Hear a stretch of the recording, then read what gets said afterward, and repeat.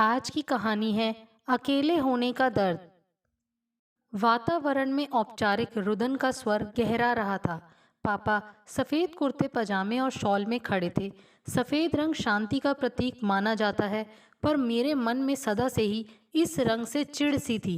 उस औरत ने समाज का क्या बिगाड़ा है, जिसके पति के ना होने पर उसे सारी उम्र सफेद वस्त्रों में लिपटी रहने के लिए बाध्य किया जाता है। मेरे और पापा के साथ हमारे कई और रिश्तेदार कतारबद्ध खड़े थे। धीरे धीरे सभी लोग सिर झुकाए हमारे सामने से चले गए और पंडाल मरघट जैसे सन्नाटे में तब्दील हो गया। हमारे दूर पास के रिश्ते नाते वाले भी वहां से चले गए। सभी के सहानुभूति भरे शब्द उनके साथ ही चले गए। कुछ अति निकट परिचितों के साथ हम अपने घर आ गए। पापा मूक एवं निरीह प्राणी की तरह आए और अपने कमरे में चले गए। बाकी बचे परिजनों के साथ मैं ड्राइंग रूम में बैठ गई। कुछ औपचारिक बातों के बाद मैं किचन से चाय बनवाकर ले आई। एक गिलास में चाय डालकर मैं पापा के पास गई। वह बिस्तर पर लेटे हुए सामने दीवार पर टंगी मम्मी की तस्वीर को देखे जा रहे थे। उनकी आंखों में आंसू थे। पापा चाय, मैंने कहा। पापा ने मेरी तरफ देखा और पलके झपकाकर आंसू पोंछते हुए बोले, थोड़ी देर के लिए मुझे अकेला छोड़ दो मानसी। उनकी ऐसी हालत देखकर मेरे गले में रुकी हुई सिसकियां तेज हो गईं। मैं भी पापा को अपने मन की बात बताकर उनसे अपना दुख बांटना चाहती थी, पर लगा था वह अपने ही दुख से उबर नहीं पा रहे हैं। किसे मालूम था कि मम्मी पापा को यूं अकेला छोड़कर इस संसार से प्रस्थान कर जाएंगी। इस हादसे के बाद तो पापा एकदम संज्ञा शून्य होकर रह गए। मैंने अपनी छोटी बहन दीप्ति को अमेरिका में तत्काल समाचार दे दिया, पर समयाभाव के कारण माँ के पार्थिव शरीर को वह कहाँ देख पाई थी। पापा इस दुख से उबरते भी कैसे, जिसके साथ उन्होंने जिंदगी के 40 वर्ष बिता दिए। माँ का इस तरह बिना किसी बीमारी के मरना पापा कैसे भूल सकते थे। कई दिनों तक रोते रोते क्रमशः रुदन तो समाप्त हो गया, पर शोक शांत न हो सका। पापा की ऐसी हालत देखकर मैंने धीरे से उनका दरवाज़ा बंद किया और वापस ड्राइंग रूम में आकर गई, जहाँ मेरे पति राहुल बैठे थे। चाचा जी वहाँ बैठे हुए हलवाई, टेंट वाले, पंडित जी आदि का हिसाब करते जा रहे थे। मुझे देखते ही उन्होंने कहा, आजकल छोटे से छोटे कार्य में भी इतना खर्च हो जाता है कि बस। यह कहते कहते उन्होंने राहुल को सारे बिल पकड़ा दिए।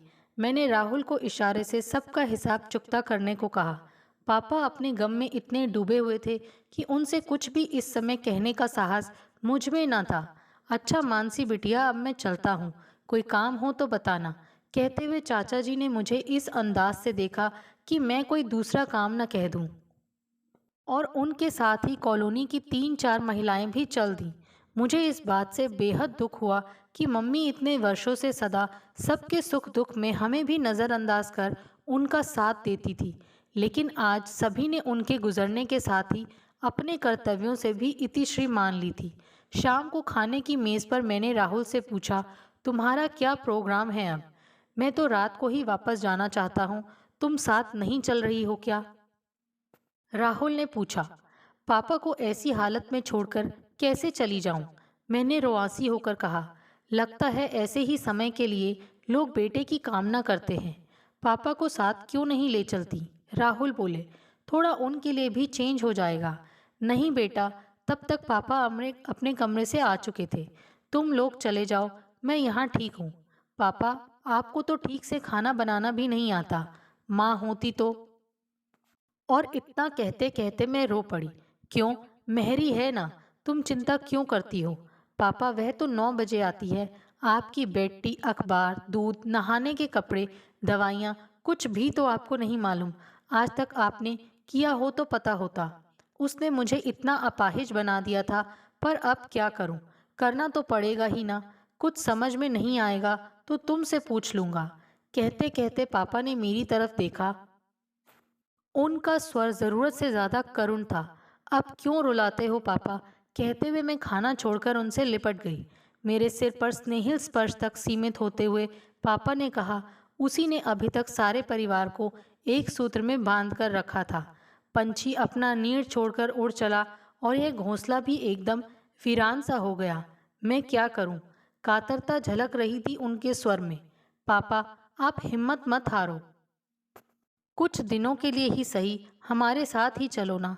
नहीं बेटे, जब अकेले जी नहीं पाऊंगा तो कह दूंगा।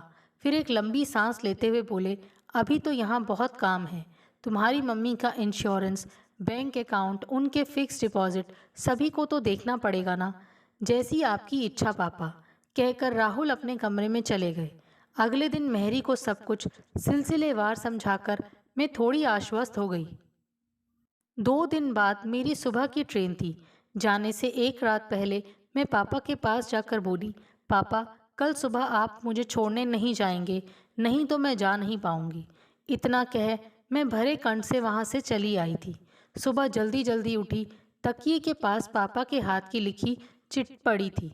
जाने से पहले मुझे भी मत उठाना, मैं रह नहीं पाऊंगा। साथ ही 500 रुपये रखे हैं, इन्हें स्वीकार कर लेना। वैसे भी ये सारे आडंबर तुम्हारी माँ ही संभालती थी। मैं ही जानती हूँ कि मैंने वह घर कैसे छोड़ा था। मैं हर रोज़ पापा को फ़ोन करती, उनका हाल जानती, फिर मेहरी को हिदायतें देती। मैं अपनी सीमाएं भी जानती थी और दायरे भी। राहुल को मेरी किसी बात का बुरा ना लगे, इसीलिए पापा से ऑफिस से ही बात करती। कभी कभी वह छोटी छोटी चीज़ों को लेकर परेशान हो जाते थे। ऊपर से सामान्य बने रहने के बावजूद मैं भाप जाती कि वह दिल से इस सत्य को स्वीकार नहीं कर पा रहे हैं। वह वहाँ रहने के लिए विवश थे। उनकी दुनिया उन्हीं के इर्द गिर्द सिमट कर रह गई थी। एक दिन सुबह मैंने पापा को उनके जन्मदिन की बधाई देने के लिए फ़ोन किया। देर तक फ़ोन की घंटी बजती रही और उधर से कोई उत्तर नहीं मिला। फिर मैंने कई बार फ़ोन किया और हर बार यही हाल रहा। मेरी घबराहट स्वाभाविक थी। तरह तरह के कुविचारों ने मन में डेरा डाल लिया। पड़ोस में रहने वाली कविता आंटी को फ़ोन किया तो उनका भी यही उत्तर था कि घर पर शायद कोई नहीं है। मेरी आंखों में आंसू आ गए। पापा तो कभी कहीं जाते नहीं थे। मेरी हालत देखकर राहुल बोले, तुम घबराओ नहीं, थोड़ी देर में फिर से फ़ोन करना, नहीं तो कुछ और सोचते हैं। मेरा दिल बैठा जा रहा है राहुल, मैंने कहा। थोड़ा धीरज रखो मानसी, कहकर राहुल मेज पर अखबार रखकर बोले, हम इतनी दूर हैं कि चाहकर भी कुछ नहीं कर पा रहे और पापा यहाँ आना नहीं चाहते। तुम वहाँ जा नहीं सकती तो उनको ऐसी ही हालत में छोड़ दें। मैं सुबक पड़ी। जानते हो, पापा को कुछ भी नहीं आता है। बाजार से आते ही पर्स टेबल पर छोड़ देते हैं, अलमारी में भी चाबियाँ लगी छोड़ देते हैं।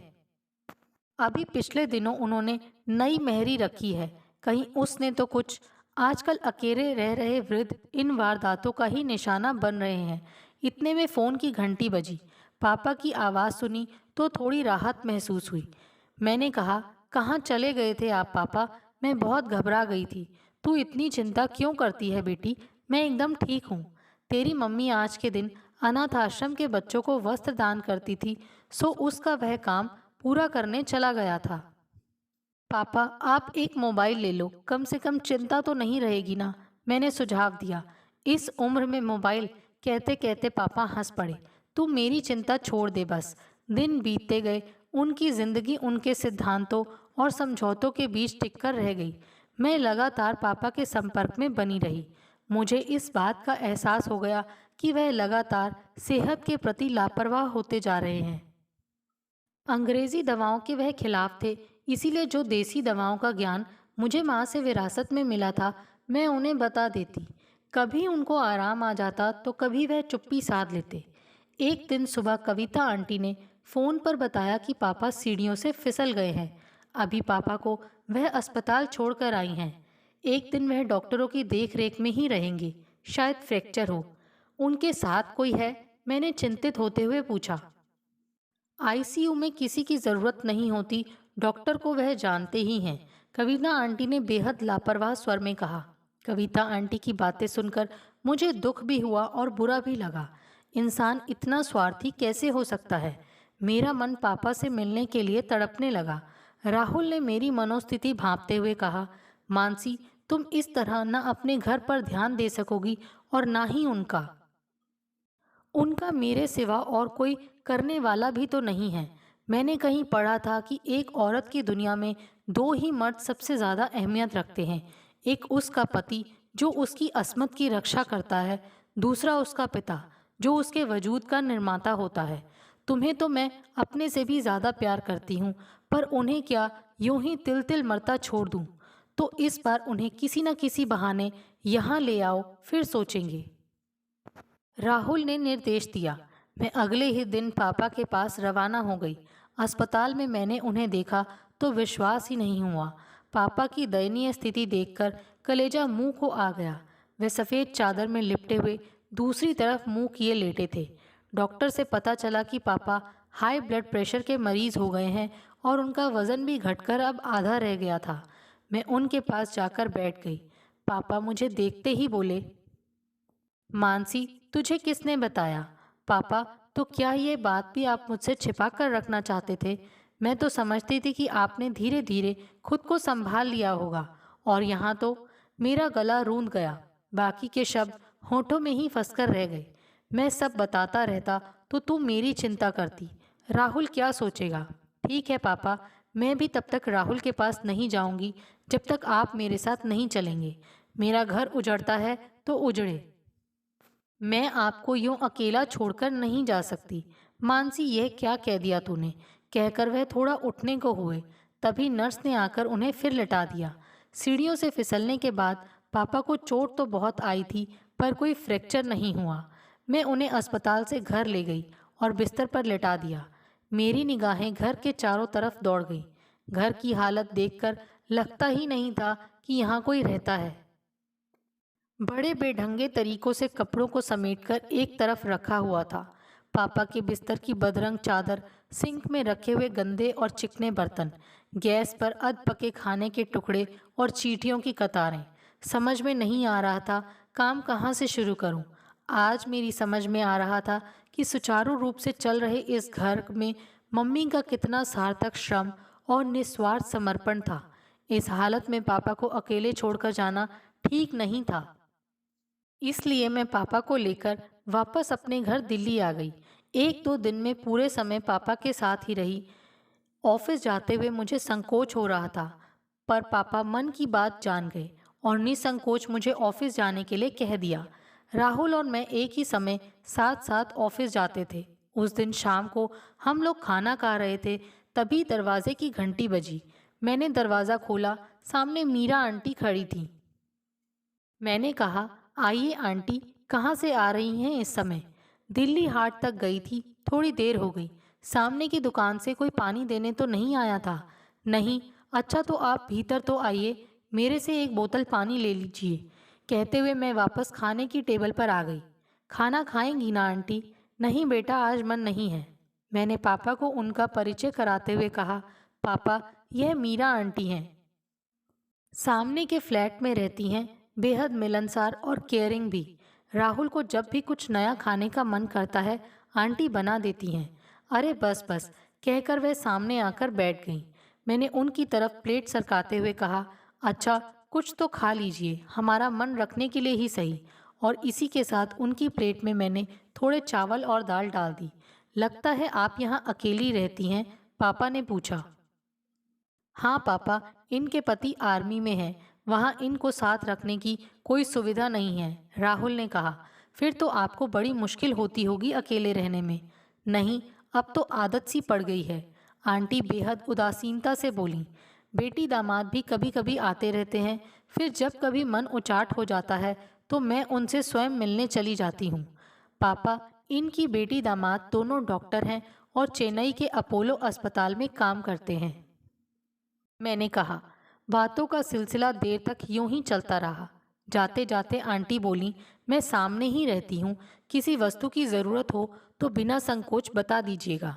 आंटी, पापा को सुबह इंजेक्शन लगवाना है, किसी को जानती हैं आप जो यहीं आकर लगा सके?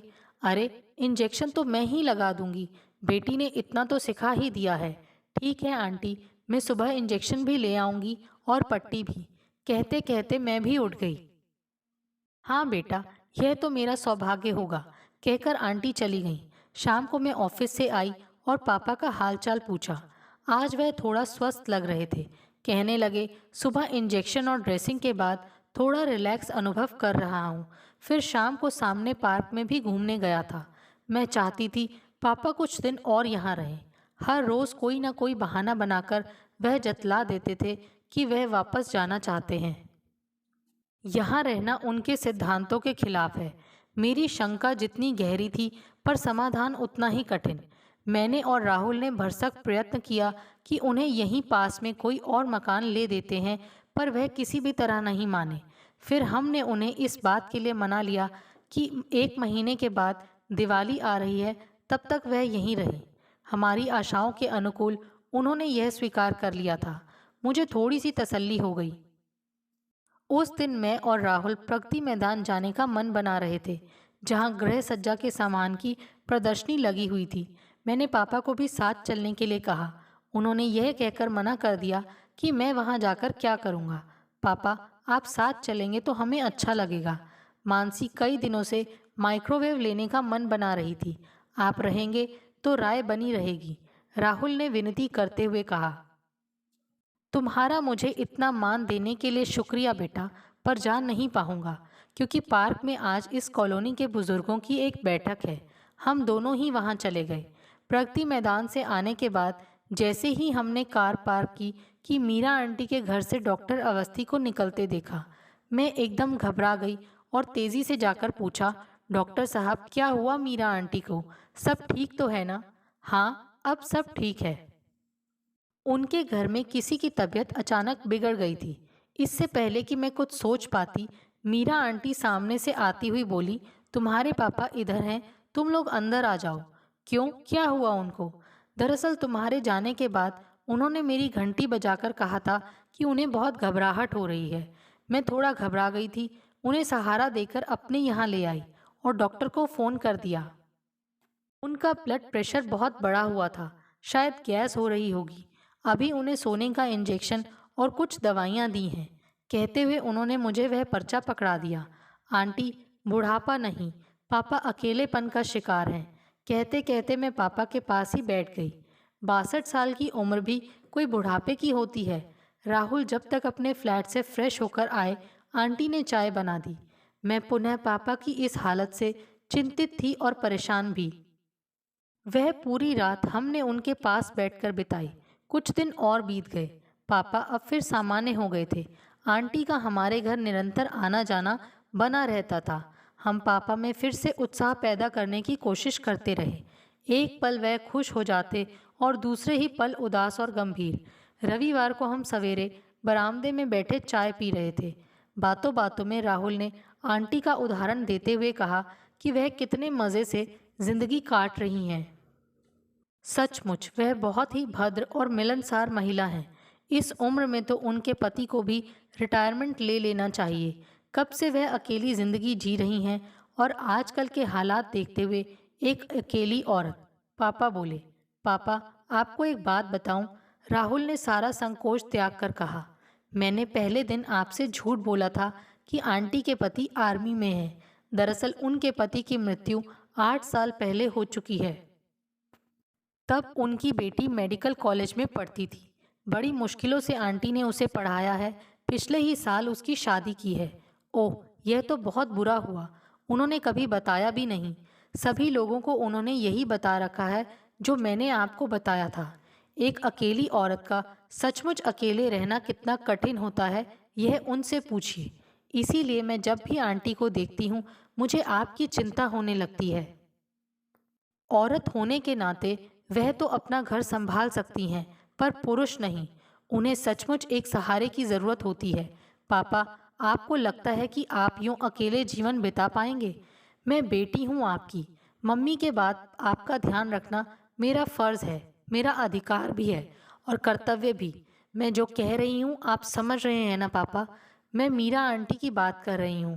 मैं अपनी बात कह चुकी थी और अब पापा के चेहरे पर घेर आए भावों को पढ़ने की कोशिश करने लगी। मानसी ठीक कह रही है पापा, राहुल बोले। बहुत दिनों तक सोचने के बाद ही डरते डरते हमने आपसे कहने की हिम्मत जुटाई है। बात अच्छी ना लगे तो हमें माफ़ कर दीजिए। बेटे, इस उम्र में शादी, मैं कैसे भूल पाऊंगा तुम्हारी मम्मी को, और फिर लोग क्या सोचेंगे? पापा का स्वर किसी गहरे दुख में डूब गया। पापा, लोग बुढ़ापे के लिए ही तो एक दूसरे का सहारा ढूंढते हैं।